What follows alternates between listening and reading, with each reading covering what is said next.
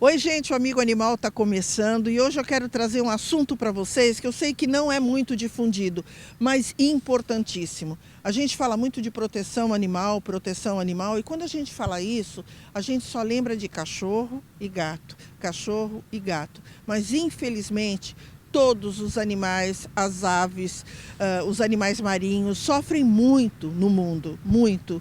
Mas, como eu costumo dizer, sempre existe o lado bom de toda a história. Existem pessoas, existem entidades, profissionais, ONGs, pessoas sérias que lutam contra essas barbáries. E hoje eu estou aqui do lado da Nathalie Gil, que é diretora executiva do Sea Shepherd, que a gente vai contar para vocês um pouquinho o que é o Sea Shepherd, uma ONG que decidiu que deveria trabalhar cuidando dos animais marinhos, né, Nathalie? É isso mesmo, né? Obrigada por esse espaço e eu concordo plenamente com você quando a gente fala de cuidar dos animais. Infelizmente o oceano ele acaba sendo negligenciado, né? Eu costumo falar o quanto que a narrativa para os animais do oceano são tão diferentes da narrativa que a gente dá para os animais terrestres, claro, cachorro e gato, mas também os silvestres terrestres, né? A gente, por exemplo, aqui no Brasil protege todos os animais silvestres, a gente não pode caçá-los, né? Somente o javali, que é dito como exótico, enfim, eu não concordo, mas tem essa permissão. No oceano a gente caça animais silvestres todos os dias, né? A gente está falando de retirar animais do seu ecossistema em equilíbrio para nosso consumo, né? Então realmente é uma narrativa que está errada, né? Até a linguagem que a gente usa, a gente fala estoques pesqueiros em vez de vidas animais na água, ou a gente pesa em toneladas o que a gente retira em vez de vidas mortas, e chamamos de frutos do mar, né? Os animais marinhos, como se fosse um fruto que tirasse da árvore e a árvore continua lá saudável. Fala um pouquinho do Sea Shepherd, quando surgiu, fala um pouquinho do Paul Watson, que foi o fundador. E explica um pouquinho para as pessoas essa vida maravilhosa que vocês dedicam aos animais. Vida maravilhosa e bem guerreira, né? A Sea Shepherd é uma organização que foi fundada em 77 pelo Capitão Paul Watson. O Capitão Paul Watson ele é também fundador do Greenpeace, ele é um dos fundadores do Greenpeace e ele se desvinculou depois de um tempo, porque ele queria criar uma ONG que ficasse realmente focada na ação direta na preservação do oceano. Ele percebeu que para nós protegermos o oceano, a gente teria que fazer muito mais do que levantar placas ou, né, só fazer movimentações entre pessoas, mas na verdade está lá o que ele gosta de falar e que de fato ele fez, que é ficar lá entre o arpão e a baleia, né, para evitar os navios baleeiros a praticar esse tipo de matança, né? Naquela época a caça baleeira ela era permitida, ela era uma caça disseminada pelo mundo inteiro. E ele teve esse insight quando ele, em caminho, na verdade, para um outro objetivo. Ele estava querendo apartar um teste nuclear em uma ilha do Alasca. E no caminho ele parou numa ilha cheia de ossadas, né? E foi quando eles começaram a perceber, ele e as outras pessoas do Greenpeace começaram a perceber a gravidade do que o ser humano estava fazendo no mundo, né? A quantidade de baleias que estavam sendo dizimadas. E normalmente era para ou construir, por exemplo, equipamentos de indústria bélica ou para usar como combustível, né? E não era de fato algo para a nossa sobrevivência. E foi com isso, né, que inspirou ele em um primeiro momento, abraçar essa causa pelas baleias, mas logo de cara ele já percebeu com a Sea Shepherd que o buraco era bem mais embaixo, né? E que os desafios no oceano vão muito mais de só proteger as baleias. A gente assistiu, eu assisti algumas passagens dele, é uma guerra, né? Combatendo os navios baleeiros japoneses, né? Que caçavam as baleias com as maiores atrocidades. E as pessoas davam a vida, a gente está passando algumas imagens para vocês aí, as pessoas davam a vida para salvar uma baleia que fosse, né? Não é o número, é o ser. E é um trabalho maravilhoso que foi feito. Isso não existe mais a caça-baleia no mundo? Então, a gente, acho que um parêntese do seu ponto, o Paul Watson gosta de falar para os voluntários, né, que se você não está disposto a dar sua vida para uma outra vida, né, a gente precisa de um voluntário que queira, né. Mas é importante falar também que a Sea Shepherd, ela sempre agiu de uma maneira bem inteligente e não violenta, né. O que a gente quer dizer com isso? Que a gente nunca, na verdade, ninguém se machucou gravemente ou morreu em nenhuma das nossas operações. A gente tem todo um cuidado para que todos os voluntários a bordo de nossas embarcações e todo o planejamento feito, tem uma estratégia que é realmente para evitar o máximo possível, incomodar o máximo possível o inimigo, né? Sem, na verdade, esse confronto violento. Nós tivemos, né, recentemente uma boa notícia, né? A caça baleeira, ela foi permitida até 86, porém continuou-se ainda uma prática de caça baleeira, principalmente dos japoneses, como você cita, que eles faziam esse trabalho dizendo que era para pesquisa. Né? É sempre a desculpa de zoológicos, aquários, né? É sempre para pesquisa. E a gente claramente via, né? Os navios da Sea Shepherd seguiam essas embarcações e via que eles retiravam toneladas de baleias, muito mais do que se necessita para pesquisa, e no convés cortando da maneira que eles cortavam para guardar, para armazenar, para consumo, né? Então isso tudo incomodou muito os japoneses, a ponto de em 2018, 2019, não vou lembrar exatamente o ano, eles saíram da Comissão Internacional Baleeira, né? A Comissão Internacional Baleeira é quem exige que não pode-se, né, caçar nenhum tipo de baleias em águas internacionais. Eles fizeram isso para eles poderem continuar a caça baleeira em seu território, porque os países que fazem parte dessa comissão não poderiam. Exato. Então a gente, infelizmente, não pode entrar no Japão, né? A Sea Shepherd tem essa, claro, proibição. Por que será, né? Por que será? Mas a gente está muito feliz de falar que por águas internacionais no mundo inteiro agora a gente não tem essa prática de matança de baleias, né? Nem aquela... Eu falei tubarões, mas é baleias que eu queria dizer. Baleias. Nem existe aquela famosa festa, vamos chamar de festa, das Ilhas Faroe, na Dinamarca, ainda existe, do famoso dia do caça-baleia, né? Uma tortura às baleias. É ainda uma temporada que acontece, né? Agora existem poucos pontos no mundo, sempre dentro das águas soberanas dos países, não em águas internacionais, existem ainda poucos pontos que praticam essa matança, né? Notadamente a Ilhas Faroe, que é vinculada à Dinamarca, eles fazem uma temporada de caça-baleias lá e também golfinhos. Ano passado mesmo, por exemplo, eles caçaram 1.400 golfinhos num só dia. A Islândia também está praticando a caça baleeira, e o que nos preocupa da Islândia, enfim, todas têm que se preocupar, mas uma preocupação ainda maior é que eles estão matando as baleias fin, né, que são as segundas maiores baleias do mundo, e é uma baleia que está em risco de extinção, né? Em risco de extinção. Existe algum órgão mundial que supervisione isso e que tenha condições de proibir isso por ser um animal que está em extinção? Infelizmente, não tem nenhum órgão internacional que pode proibir. Existem sim países que se juntam contra esse tipo de prática. A International Whaling Commission é contra esse tipo de prática. Porém, esses países não estão dentro, por este motivo, né? Infelizmente. Mas a Sea Shepherd está lá, né? A Sea Shepherd está tanto na Ilhas Faroe quanto na Islândia, mostrando para o mundo o que está acontecendo, né? A gente tem hoje voluntários nas duas ilhas, mostrando para todo mundo essas matanças e o fato de que as pessoas lá não precisam que isso aconteça, né? E aqui no Brasil, Nathalie, você estava me falando dos tubarões, eu gostaria que você explicasse um pouquinho para as pessoas o que acontece com os tubarões aqui no Brasil. Os tubarões, eles são peixes, né? E por serem peixes, infelizmente, os direitos que eles têm no mar não é o mesmo que uma baleia, como a gente tem falado até agora. O desafio e o problema é que tubarões são animais que são essenciais para a saúde do oceano. Imagina que são animais que existem no planeta Terra há mais de 400 milhões de anos. Eles são animais que já sobreviveram mais de 4 a 5 extinções planetárias, né? E eles estão em todos os ecossistemas marinhos, né? Desde lugares muito frios, áreas costeiras, profundidade muito grande. E isso faz com que eles tivessem esse poder de basicamente moldar o oceano. Os animais marinhos no oceano precisam do tubarão para ter esse equilíbrio que foi feito por milhões de anos. Então, se você tira o tubarão do contexto, o ecossistema colapsa. Eles são animais de topo, né? Então, se você tira o animal de topo, o animal predado ele se acumula de uma maneira exorbitante que colapsa toda a cadeia daquele local. E no Brasil há esse problema, né? Que nós temos essa informação errada sobre o tubarão.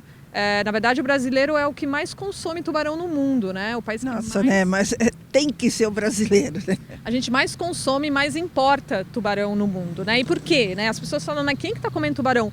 A gente come tubarão com nome de cação. E a impressão que o brasileiro tem, né, alguns brasileiros acham que cação ou é uma espécie à parte, ou é um tipo de tubarãozinho que se encontra no litoral brasileiro. E não é que não consome o tubarão aqui do litoral, realmente consome. Só que uma grande parte do tubarão, principalmente quando a gente está falando de grandes supermercados, né, que tem altos volumes da carne do cação, esses tubarões eles vêm importados, eles vêm de lugares como Taiwan, como Espanha, como Uruguai. Que são caçados de qualquer forma, sem nenhum respeito, nenhuma ética, de forma nenhuma. Existem, exatamente. É bem comum o tubarão estar presente em pescas ilegais, né? É muito comum ele estar presente em pescas predatórias, porque o tubarão ele acaba sendo o que chamam de bycatch, que é uma pesca não intencional, mas aí, né, chega na rede e os pescadores acham maneiras de vendê-lo.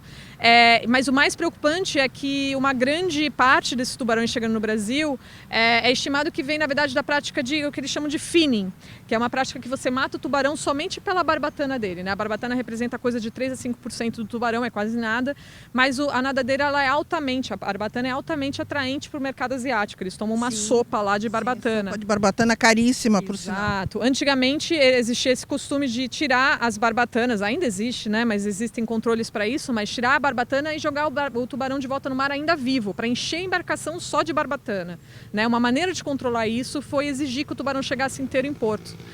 Os pescadores continuaram pescando da mesma maneira, a única coisa que eles fazem é ainda ganhar com a barbatana e despachar o resto do corpo para os poucos países que consomem. O Brasil, principalmente. Sendo o maior deles, exatamente. Então a gente está aí nessa lavanderia de um mercado que está dizimando o tubarão no mundo. É previsto que 100 milhões de tubarões são mortos por ano pelo ser humano. E um grande impacto no nosso meio ambiente. Quando a gente fala meio ambiente, virou uma expressão muito banal, né, gente? Falar meio ambiente, para tudo é meio ambiente. Só que a gravidade do que está acontecendo com a Amazônia, com os nossos oceanos, isso vai comprometer a nossa vida, não tenham dúvida disso. Grande admiração por você, Nathalie, não te conhecia, conheci o trabalho de Sea Shepherd, maravilhoso, eu estou emocionada de poder estar aqui com vocês. Quando o Libório me falou que vocês vinham para cá, eu olhei para ele e falei, eu te mato se você não me disser onde eles estão. E assim, parabéns, parabéns, que Deus abençoe o caminho de vocês, ilumine, que essa energia divina esteja sempre iluminando a vida de vocês nos momentos mais difíceis, porque não é fácil essa vida, é muito difícil. Se com cachorro e gato já é algo quase insustentável emocionalmente, vocês não podem imaginar o que é lidar com essa legislação totalmente desrespeitada, né? Posso dar uma palavrinha? Eu acho Por que favor. É muito fundamental o que você está falando, e tem uma história que o Paul Watson gosta de falar, que eu gosto sempre de falar sobre isso, sobre os animais, né? A gente sempre tem que fazer um paralelo de como se o planeta Terra fosse uma nave espacial, em que nós somos passageiros nessa nave espacial como seres humanos, né? Nossa presença no planeta Terra ela é bem recente.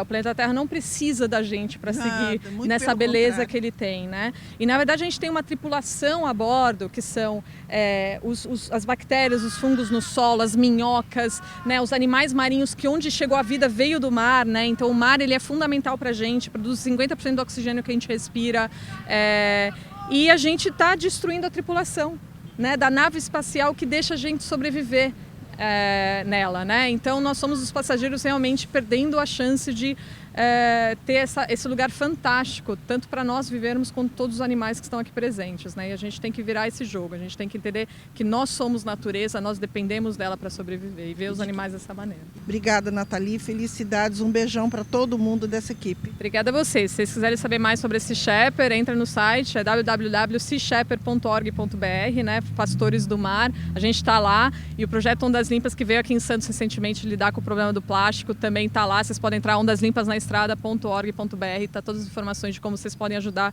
seja voluntariando, doando, falando sobre o assunto, compartilhe com seus amigos, e o principal, como você disse, né, o melhor é evitar, principalmente plástico, né? Não traz nem para casa o plástico, a gente precisa cortar isso urgentemente da nossa vida. Muito obrigada.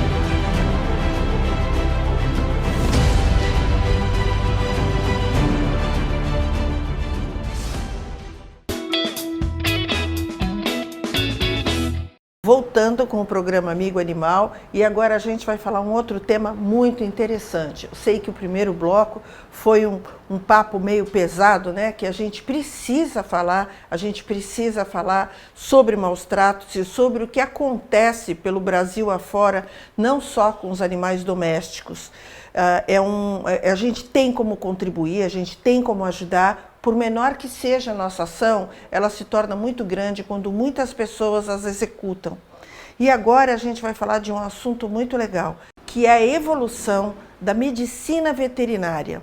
A gente hoje vai falar sobre a Regenera. A Regenera é uma empresa que desenvolve células-tronco para animais. E eu vou conversar com a Tabata Kalensky, que é médica veterinária da Ouro Fino, que representa a Regenera. Tudo bem? Obrigada, Tabata. Olá, tudo bem? Por aceitar o nosso convite a oportunidade e poder falar. de conversar com vocês, é um prazer. A gente gostaria de saber, Tabata, quais são os casos em que são indicados casos de células-tronco? E, aproveitando a mesma pergunta, se são para todos os animais. Se, por exemplo, um cachorro, um gato, um cavalo, um boi, um passarinho, se todos os animais podem receber células-tronco. Tá. Bom, a terapia com células-tronco é uma terapia inovadora, então muitas coisas ainda estão sendo estudadas. O que a gente pode dizer é que hoje temos 3 indicações para cães, que são o tratamento de uma doença chamada olho seco, né, que é a falha na produção de lágrima para lubrificar o globo ocular dos cães. É uma doença muito comum em algumas raças, como os shih tzus, por exemplo, né? E é uma solução, tratamento com as células-tronco. Também temos o tratamento da sequela neurológica da sinomose. Então, sinomose é uma doença infecciosa, altamente contagiosa, poderia ser prevenida por vacinação, mas infelizmente ainda é muito prevalente no nosso país. E quando esses animais sobrevivem, eles ficam com sequelas neurológicas. Então, aqui a gente tem outra indicação da terapia com células-tronco e as doenças articulares, também conhecidas como osteoartroses. Então, tem uma série de formas dessas doenças se apresentarem, né? Tem a displasia coxofemoral, que é uma doença do quadril do cão, super comum nos animais, principalmente animais mais velhos, mas em algumas raças ela aparece já no jovem, alterações de joelho, né? Qualquer doença articular tem um potencial de ser tratada com célula-tronco. Em relação à sua pergunta sobre as espécies que podemos tratar, né? Hoje nós trabalhamos com cães, mas já ocorreram situações, principalmente experimentais, onde um animal silvestre precisou de terapia celular, e aí tem onça, furão, uma série de animais silvestres que precisaram de tratamento com células-tronco e receberam tratamento com célula-tronco de cão, né? Isso é possível de fazer, já que o sistema imune, ele não percebe a presença de célula-tronco, né? Então, não ocorre rejeição. É super interessante isso que você está falando, de não haver rejeição, né? Porque você falou, o organismo não reconhece essa célula-tronco, então não há necessidade de ser, por exemplo, você vai fazer no macaquinho, tem que ser célula-tronco do macaco, ela pode vir do cachorro. Eu queria aproveitar e falar um pouquinho da Regenera, que é a empresa que eu já conheço. Logo que vocês abriram esse programa, teve a oportunidade de fazer uma matéria sobre células-tronco com vocês. A gente está voltando nesse assunto porque a gente tem visto resultados maravilhosos com células-tronco. E a gente gostaria muito que isso fosse cada vez mais difundido, né, para que as pessoas que tenham animais, cães no caso, com problemas articulares, principalmente, você falou do olho seco agora, que é um problema que quase todos os shih tzus têm, todo shih tzu que a gente resgata, ele vem com esse problema, ele já vem praticamente cego, já perdeu a visão por conta disso, e agora a gente está sabendo que uma célula-tronco poderia resolver isso. Então, para os tutores de shih tzus é super importante que saibam que existem recursos para que essas medidas paliativas de colírios, às vezes o estresse causado na aplicação do colírio, uma aplicação, implantação de células-tronco resolve esse problema.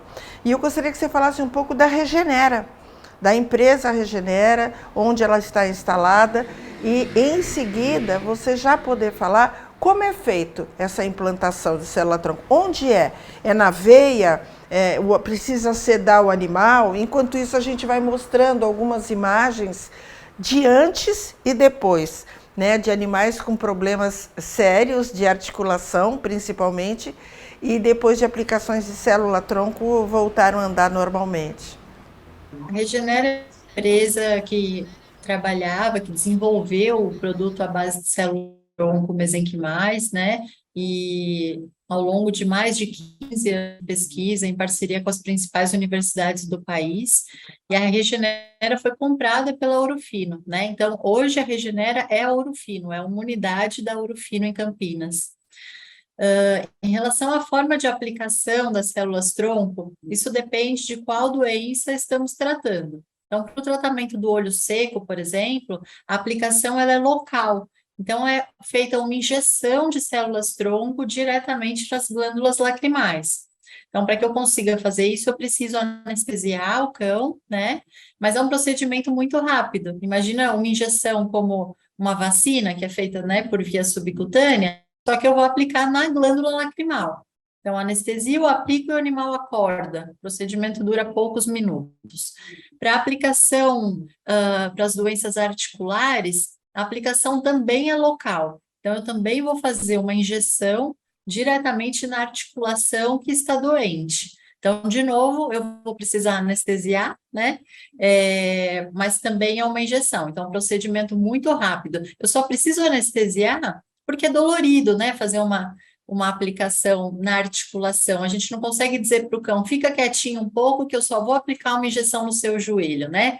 Vai doer, ele vai se mexer, a gente não vai ter a agulha posicionada no local correto. Então, é mais por isso a anestesia. E para outras doenças, como sequela neurológica da sinomose, a aplicação é intravenosa. Então, uma injeção na veia, é um procedimento rápido, que não muda em nada a rotina do animal, não precisa de anestesia, né? E tem uma série de outras doenças aí em estudo, com grande potencial de serem tratadas com célula-tronco. As pessoas que se interessam em fazer aplicação de célula-tronco, a quem elas devem procurar? Diretamente a Ouro Fino ou elas vêm através de uma solicitação do seu médico veterinário? As duas possibilidades existem. Elas podem entrar em contato diretamente com a Ouro Fino através dos canais de atendimento, né? O nosso serviço de atendimento ao cliente está preparado para indicar um veterinário na região do interessado, né, que trabalhe com as células, ou por meio do veterinário também, se esse pai ou mãe de pet passa com um veterinário que já trabalha com as células-tronco, ele pode orientar e direcionar o tratamento. É importante a gente deixar claro que esse tratamento é feito exclusivamente por médicos veterinários, né, não é um produto que é possível comprar no pet shop. Então, é super importante a avaliação do veterinário para a indicação da terapia. E o médico veterinário, Tabata, esse médico ele recebe, não é todo médico veterinário que tem condições de fazer a aplicação de célula-tronco. Eu acredito que há uma capacitação para isso, ele estaria credenciado para isso? Isso, como é uma terapia nova, né, a gente aprende muito pouco ou quase nada sobre esse assunto na faculdade de medicina veterinária, né? Então, a Ouro Fino entende esse papel de que é necessário fornecer aí um conteúdo tanto teórico quanto prático para o veterinário que se interessa pela terapia.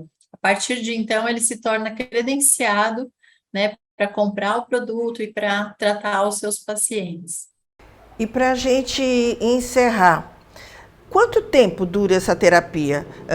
Eu não quero que você me diga assim, tantos dias o animal fica bom, mas assim, existem animais que precisam de mais de uma implantação de células-tronco, ou para todos os tratamentos existe uma média de aplicação?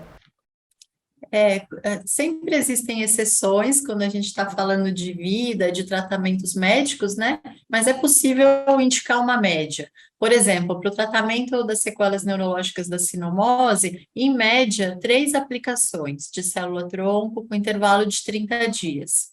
Para as aplicações locais, então, para as doenças articulares, para o olho seco, mais de 90% dos pacientes vão ficar bem com uma aplicação apenas. Nossa, isso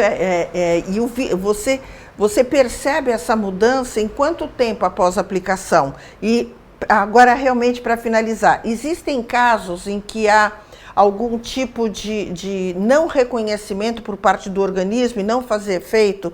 Por exemplo, o remédio que você toma para dor de cabeça, para mim não funciona, para você funciona. Pode acontecer da célula-tronco não funcionar para algum animal? Uhum. Tá, então a gente começa a observar os resultados em média após 30 dias da aplicação. Existe uma variação também de acordo com a doença que está sendo tratada. Então, para o olho seco, a gente observa uma melhora muito rápido, às vezes com 15 dias. Né? Para osteoartrose, às vezes demora um pouco mais, às vezes 40 dias, mas em média 30 dias, né, para as terapias. Em relação ao efeito, existe sim uma pequena porcentagem, né, dos animais que não vão apresentar resposta à terapia. É muito importante a indicação do veterinário para que ele consiga controlar essa resposta. Então, por exemplo, para o olho seco, o veterinário faz um teste para avaliar o grau de produção lacrimal daquele paciente e como ele vai indicar ou não a terapia celular. A partir do momento que ele indica terapia com células-tronco, né, então um tratamento bem indicado, 2% desses animais apenas vai ter uma resposta ausente, né? Então, existe essa possibilidade, mas é uma taxa muito baixa. Bom, Tabata, estou super feliz de vocês existirem e ter essa novo caminho da medicina veterinária que tem dado resultados tão positivos para os animais. Em breve nós teremos aqui em Santos várias clínicas veterinárias oferecendo essa opção de tratamento com células-tronco. A gente vai conversar sobre isso. A Clínica Viva Bicho tem interesse em disponibilizar agora que está virando hospital veterinário, tem interesse em disponibilizar, porque a gente tem conhecimento de casos com muito sucesso. E quero muito te agradecer a Ouro Fino pela oportunidade da gente estar conversando sobre isso. E quando vocês tiverem novos casos, quando vocês precisarem da gente para qualquer divulgação em relação a esses casos positivos, contem com a gente, porque é nosso interesse proporcionar esse otimismo para os tutores de pets, tá bom? Muito obrigada a todos vocês que colaboram com isso. Obrigada, eu que agradeço, em nome da Ouro Fino também. É muito bacana contar com vocês para propagar essa terapia. Gente, o Amigo Animal vai ficando por aqui, mas eu quero agradecer muito o apoio que todos vocês têm dado a essas matérias novas que a gente tem abordado, que quando encontram com a gente na rua falam, puxa, eu não sabia, e é normal que não saiba, isso quase não é divulgado no Brasil, porque graças a Deus a gente não tem caça-baleia, mas temos caça ao tubarão, e isso precisa ser combatido. Tá bom? Um bom fim de semana a todos, fiquem com Deus e até a semana que vem.